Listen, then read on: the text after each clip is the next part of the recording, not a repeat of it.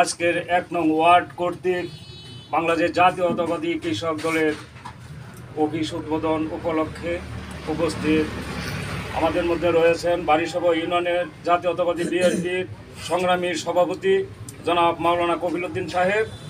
উপস্থিত রয়েছেন বারিসভা ইউনিয়নের ১ নং ওয়ার্ডের সম্মানিত সভাপতি জনাব সাহিদ ভাই।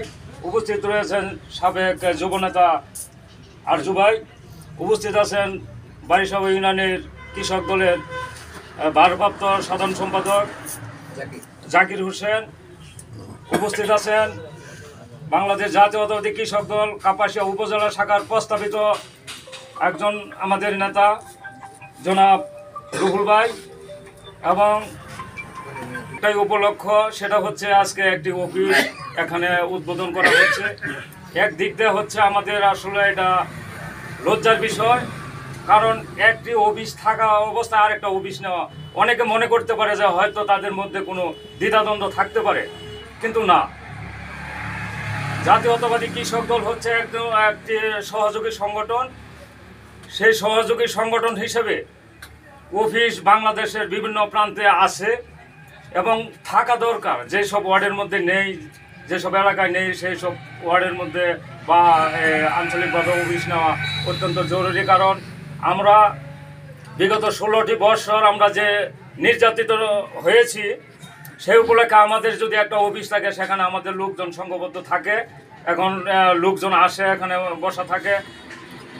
এখানে যদি অফিস থাকে তাহলে যেরকম 16 বছর ধরে যে সমস্ত লোকেরা আমাদেরকে অত্যাচার নির্যাতন করেছে, তারা এখানে আশেপাশে এসে বসে বিভিন্ন ধরনের উস্কানিমূলক কথা বলার সাহস তারা পাবে না।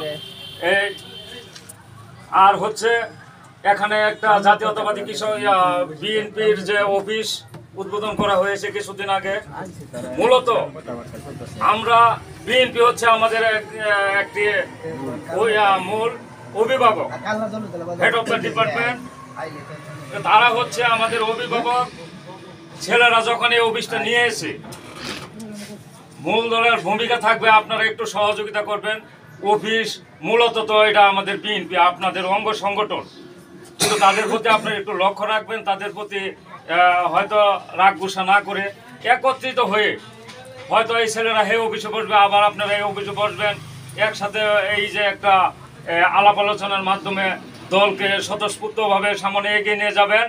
এবং আমাদের মূল টার্গেট হচ্ছে বাংলাদেশ জাতীয়তাবাদী কৃষক দল সহ মূল দলের পাশাপাশি আমরা থাকবো এবং মূল দলকে আমরা সহযোগিতা করব। মেইন কারণ হচ্ছে আমরা বাংলাদেশ জাতীয়তাবাদী দলকে শক্তিশালী করা। আমরা হচ্ছি তাদের অঙ্গ প্রত্যঙ্গ।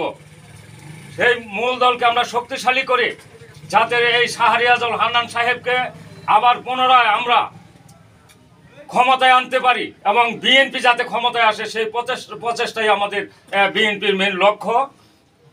কিন্তু আমরা পূর্বে একবার ভুল করেছি। আমরা কিন্তু ভুল করে হান্নান শাহকে আমরা পরাজিত করেছি। আমরা নিজের হাতে আমরা নিজের মাথায় কুড়াল মেরেছিলাম, সেই প্রতিফল আমরা কিন্তু ভোগ করেছি।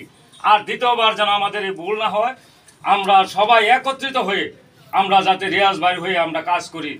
আর শুধু আমরা যেন দ্বিধাদ্বন্দ্ব আমাদের মধ্যে না থাকে, আমরা সবাই ভাই ভাই, কিন্তু মূলত সবাই আমরা রিয়াজ ভাই কর্মী, সেই দিকে লক্ষ্য রেখে আমরা যেন কাজকর্ম করি। সেই বলে আমি আমার সংক্ষিপ্ত বক্তব্য এখানে শেষ